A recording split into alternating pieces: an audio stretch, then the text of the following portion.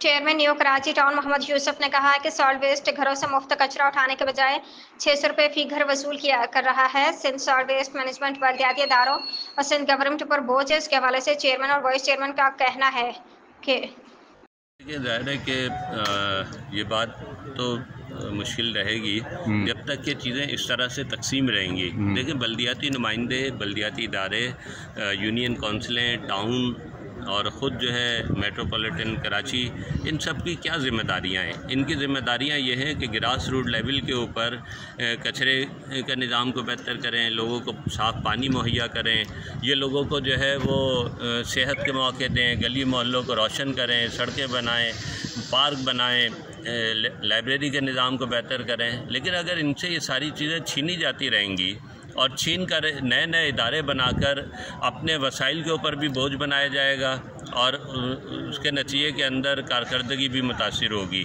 तो यही कैफियत है कि इस वक्त देखें, सफाई सुथराई के हवाले से टाउन चेयरमैन की हैसियत से भी अगर मैं ये कहूँ, या यूसी चेयरमैन जितने हैं, ये वाइस चेयरमैन हैं, मुंतखब नुमाइंदे हैं, उनका क्या किरदार है?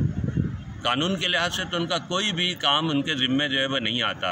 और एक अलग बोर्ड बना हुआ है, उसका अपना पूरा सिस्टम है, निज़ाम है, लेकिन वो निज़ाम कराची को की सफाई सुथराई करने कर सकता हूँ, लेकिन ये तो मुमकिन नहीं है ना कि जो उस इदारे का पूरा काम है वो सारा मैं अपने सर ले लूँ। कि एक भी घर से कचरा नहीं उठता। 100 रक्शे भी अगर एक घर से कचरा नहीं उठा सकते, एक गली से कचरा नहीं उठा सकते, तो आखिर वो किस मर्ज की दवाएं? ये तो सारा एक धंधा बन गया है, एक निज़ाम बन गया है। ये प्राइवेट ठेकेदारों के हवाले कर दिए गए हैं, वो घरों से कचरा उठाते हैं इन्हीं लोडर के ज़रिए से, और फिर एक घर से 250 रुपये से लेके 600 रुपये तक जो है वसूल करते हैं। तो ये निज़ाम अगर इस तरह का है, उसको कचरा उठाना था और अलाइशी उठाने का, ऑफिल उठाने का जो कॉन्ट्रैक्ट था वो एक नए फ़र्द को दिया गया, एक नए ठेकेदार को दिया गया। अच्छा, ठेकेदार भी ऐसा था कि जिसको कोई तजर्बा नहीं था माजी के अंदर, जिसका कोई भी इस तरह का कोई जो ना वो किरदार नहीं था कि इससे माजी में कभी कोई अलाइशी या इस तरह का कोई ऑपरेशन कोई किया हो, कोई कॉन्ट्रैक्ट किया हो।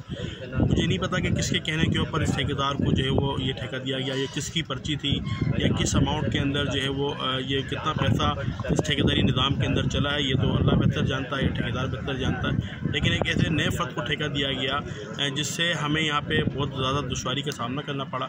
और ईद के तीनों दिन जो है हम खुद जो है इनके सर पे खड़े रहे, प्रेशर देते रहे, इनको मुख्तलिफ जगह फ़ोन करते रहे डिपार्टमेंट्स के अंदर। हालत सूरत हाल ये थी कि ऑफिशियली जो है मेरे निकल